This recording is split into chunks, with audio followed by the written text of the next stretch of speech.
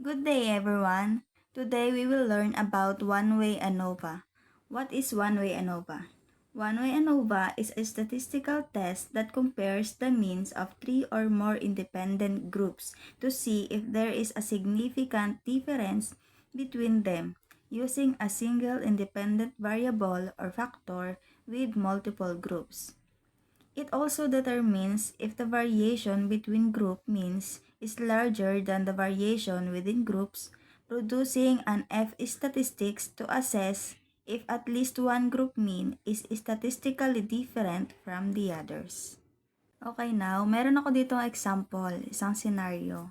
So, scenario is, a researcher wants to compare the average score of the three different types of fertilizers on a plant growth. So, ito yung fertilizers, fertilizer A, B, and C. At ito yung scores ng mga fertilizer. Sa fertilizer A, ang score niya is 2, 4, and 3. And sa fertilizer B, 5, 6, 4. And fertilizer C, 1, 3, and 2. So, let's solve this scenario. So, mayroong step-by-step procedure si one-way ANOVA para ma-solve natin ang isang problem or scenario. So, step 1, determine the hypothesis testing. So, this is the null hypothesis and this is the alternative hypothesis. Sa null, meron tayong mu1 is equals mu2 is equals mu3. So, this mu ay nagre-represent sa 3 groups na ating problem. Then, sa alternative naman, dapat daw at least one group is different from another. So, iyon yung ating kailangan makonclude. And the alpha level is 0.05. So, this is given. So, now let's proceed to the next step, which is step number 2. Complete the table. So, gaya ng nakikita natin, nilipat ko na dito yung fertilizers A, fertilizers B, and fertilizers C. So, dito na yung kanilang scores. Nilagay ko na dito. So, nakikita nyo dito, ito yung mga squares ng ating fertilizers. So, ang gagawin lang natin dito sa table na to is squares natin ang bawat scores ng bawat fertilizer. So, number 1, sa fertilizer A, meron siyang score number 2. So, dito natin siya lalagay sa squares of A. So, 2 times 2 is 4. 4 times 4, 16. 3 times 3, 9. And so on. 5 times 5, 25. 6 times 6, 36. 4 times 4, 16. 1 times 1 is 1. 3 times 3 is 9. And 2 times 2 is 4. Okay, so after natin makomplete ang table, totalin natin lahat ng fertilizers scores. So, 2 plus 4 plus 3. So, ang total niyan is equals 9. 5 plus 6 plus 4 is 15. And 1 plus 3 plus 2 is 6. Then, next naman is the squares. 4 plus 16 plus 9 is 29. Dahil summation siya, summation of x squared A is equals 29. Next naman is summation of x squared B is equals 25 plus 36 plus 16 is 77. Next is summation of x squared C is equals 1 plus 9 plus 4 is 14. Pwede kayong gumamit ng calculator class kung gusto nyo i-check yung aking answer. And then the next is, we will compute the mean. So, alam ko naman na meron kayong prior knowledge sa pagko-compute ng mean. So, shortcut natin. Sa mean sa 1 is mean ng A equals, so dahil tinotal natin siya 9, i-divide natin kung ilang score siya, 1, 2, and 3. So, 9 divided by 3 is equals 3. So, yun ang mean ng A, fertilizer. Next naman, sa letter B, ganon din ang process. 15 divide 3 is equals 5. At sa letter C, 6 divide 3 is 2. So, ganun lang ang pagkuha ng mean.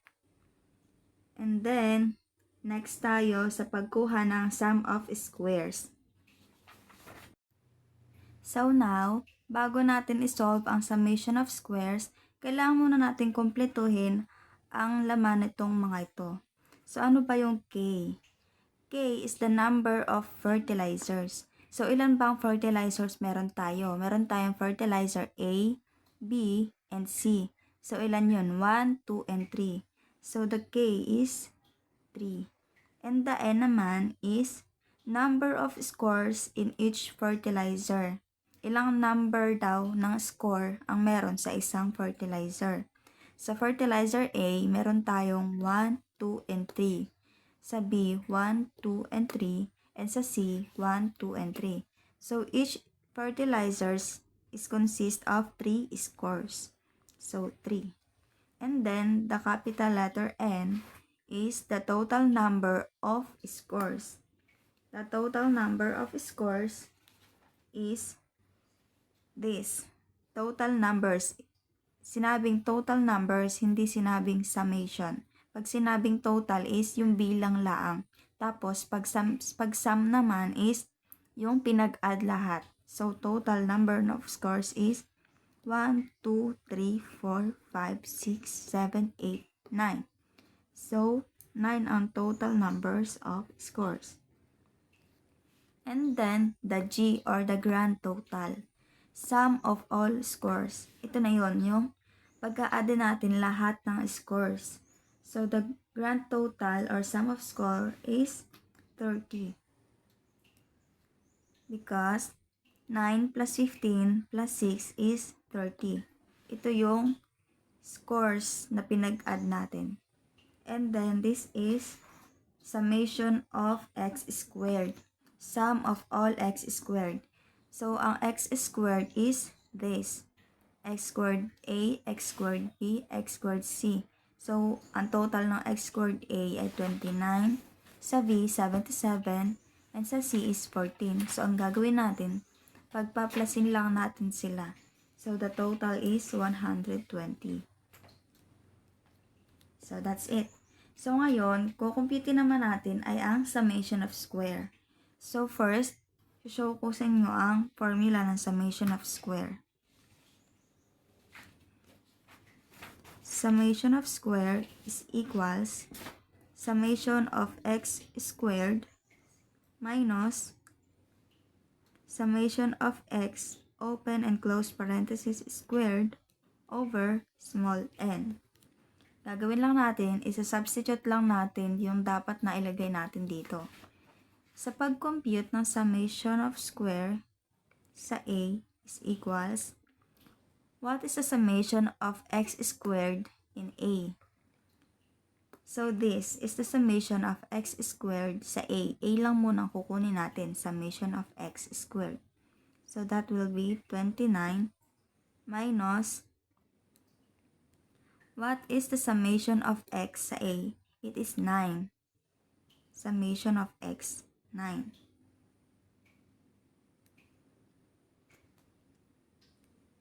And then, copy lang yung squared. And then, what is the small n? Ang n natin is 3. Number of scores in each fertilizer. 3. Now, solve natin siya. Try nyo sagutan sa inyong calculator at kunin ang tamang sagot. So, this will be equals to 2. Pwede kayong gumamit ng calculator para i-check kung tama ba ang ating sagot. Then, next is summation for B. So, ganon ding process ang gagawin natin. Bibigay din natin ang x squared na summation ng B. So, summation of x squared ni b is 77. Minus, ano nga ba yung summation of x? So, summation of a ng x is 9.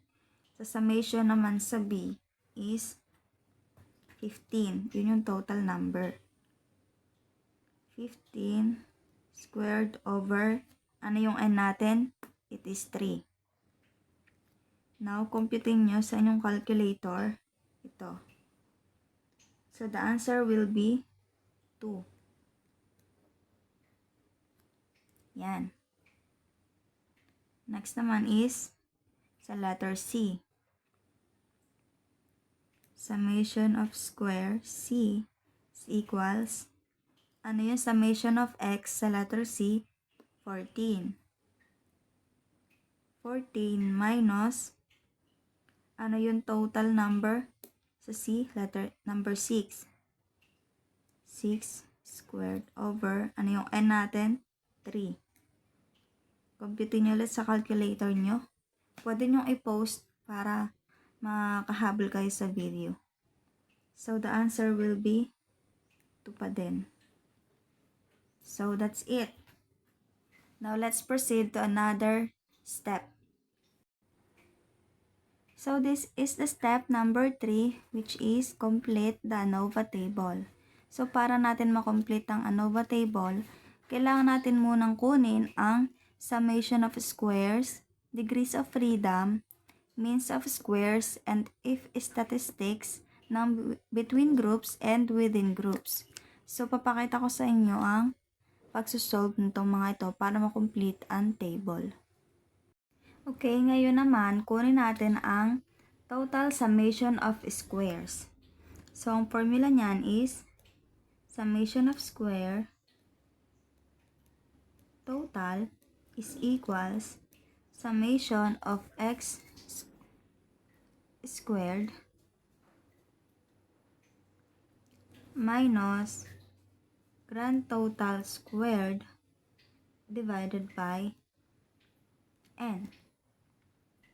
So, that will be, ang summation of x squared natin is 120. Minus, ang grand total natin is 30 squared over, ang n natin is 9. So, kukumputin lang natin yan. Gumamit tayo ng calculator para ma-solve natin to. So, the total will be 20. So, ang total nun ng summation of square is 20. Yan. Proceed naman tayo. Kukunin naman natin is yung between groups and within groups. So, ang formula nun is summation of square within the groups is equals to summation of squares inside each groups. So, this will be, yung kinompute natin summation of square inside each group is yung summation of square bawat fertilizer. So, yun yung sinolve natin kanina na summation of squares, which is 2 plus 2 plus 2 is equals 6. The summation of square within the groups is 6.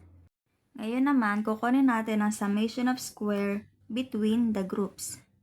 So, ang formula niyan is between the groups is equals summation of total minus summation within the groups. Ganyan na lang gagawin natin para makuha natin mabilis ang between the groups.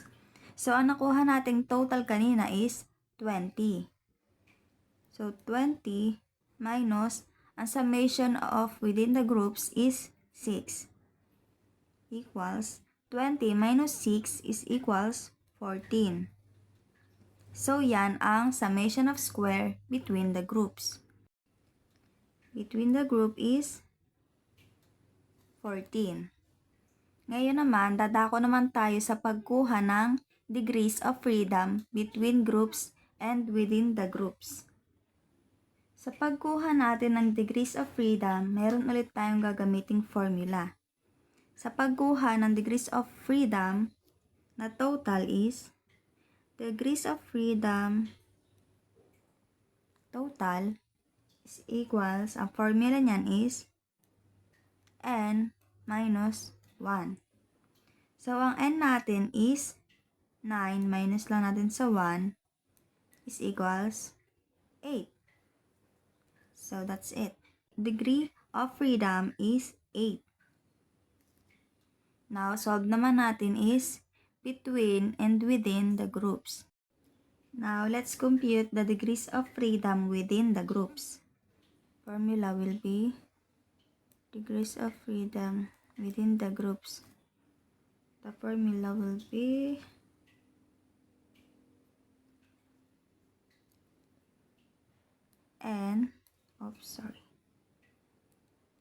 n minus k. So, ang n natin is 9 and the k is the count of fertilizers, which is 3. So, 9 minus 3 is equal 6. So, yan ang degrees of freedom natin.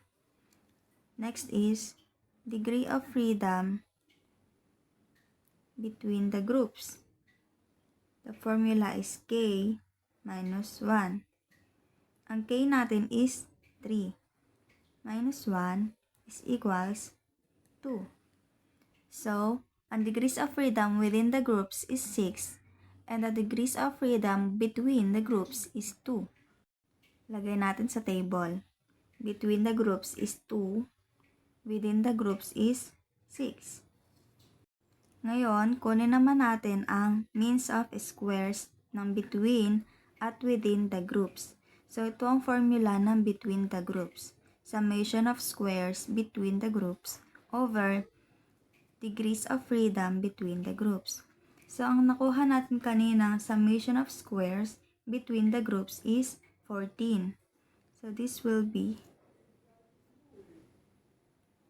14 over ang degrees of freedom natin kanina between the groups is 2. So, 14 divided by 2 is equals 7. Means of square between the groups is 7. Next naman is means of square within the groups. So, summation of square within the groups over degrees of freedom within the groups will be equals, ang summation of square natin within the groups is 6. Divided by degrees of freedom within the groups is also 6. 6 divided by 6 is equals 1. Ang nakuha nating means of squares sa within the groups is 1. Ngayon naman, kukunin natin ang F statistics value. So, ito ang formula niya. Means of square between groups divided by mean of square within groups. So, ang nakita natin kaninang means of square between groups is 7. 7 divided by, ang makuha natin kanina within the groups is 1. So, 7 divided by 1 is equals 7. So, yan ang F statistic value. Ang F statistic value natin is equals 7. So, ang ginawa natin kanina ng formula is mean of square between groups divided by mean of square within the groups. So, 7 divided by 1 is equals 7. So, proceed naman tayo sa step number 4, which is find the F value in tabular. So, meron tayong tinatawag na F table para makuha ang F critical value. So, para makuha yon, gamitin natin ang degrees of freedom formula, which is degrees of freedom between the groups over degrees of freedom within the groups. So, ang nakuha nating between the groups is 2 and within the groups is 6. So, yan na ngayon nasa table natin kanina. So, ngayon, ang gagawin natin, hahanapin natin tong value to sa table at kung saan sila magdugtong, iyon ang magiging F critical value natin. So, yung 2 is the numerator and the 6 is the denominator. So, ito yung makikita natin doon sa taas na pamimilian natin at tong nasa denominator ay yung value na makikita natin sa gilid. Kung saan sila magtagpo, iyon ang critical value. So, nakikita nyo naman dyan sa table, degrees of freedom ng 2 and 6 is 5.14. So, sulat natin. 0.14. So, yan ang F critical value. Now, let's proceed to step number 5, which is compare the F statistics computed value to the F critical value. So, yung F statistic computed value is from the ANOVA table. Kinompute natin yung between and within the groups. And then, the critical value naman is galing dun sa table ng degrees of freedom, which is the F statistic table. So, ang nakuha nating F value is 7. And the critical value is yung kanina na 5.14. So, meron tayong rule. If the F computed value is greater than F critical value or from the table, then reject the HO or null hypothesis. So, sabi nga dito sa rule, kapag daw ang computed value ay mas malaki dun sa critical value na nakuha natin galing dun sa degrees of freedom na table, kailangan nating i-reject yung null hypothesis na kinlaim natin. So, gaya ng nakikita natin, ang if computed value ay 7, mas malaki siya sa critical value na nakuha natin sa F table kanina, which is 5.14.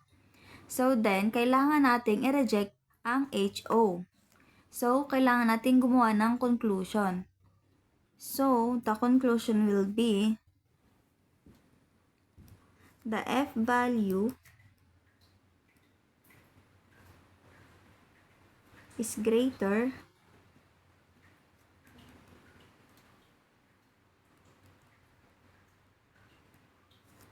than table F. So, yun ang na-conclude natin. Ang F value natin is mas malaki sa table F, which is the table F is yung 5.14 and the F value is 7. So, alam naman natin na mas malaki yung 7 kesa sa 5.14. Therefore,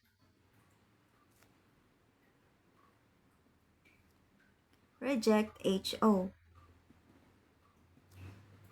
or null hypothesis. And then, makonclude pa natin na there is a significant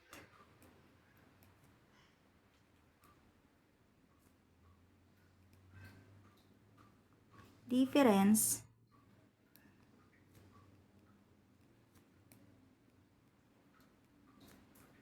in the average scores of the three fertilizers. So now, na-conclude natin na there is a significant difference in the average scores of the three fertilizers. So I hope may naunawaan kayo sa ating lesson today. At kung meron kayong mga tanong, mag-comment lang kayo doon sa ating Google Classroom. Thank you!